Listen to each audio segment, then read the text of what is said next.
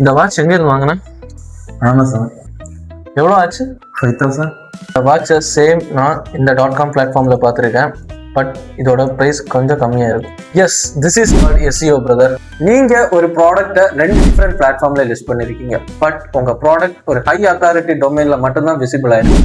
This is also part of SEO. SEO ஒரு marketing டூலாக பார்க்காம ஒரு இன்வெஸ்ட்மெண்ட் டூலாக தான் நீங்கள் பார்க்கணும். பிகாஸ் சோஷியல் மீடியா ஆர் யூடியூப்ல ஒரு ப்ராடக்ட்டை பார்க்குறீங்க, அதை பற்றி இன்னும் டீட்டெயில்ஸ் தெரிஞ்சுக்கணும்னா நீங்கள் சர்ச் இன்ஜினில் வந்து தான் சர்ச் பண்ணுவீங்க.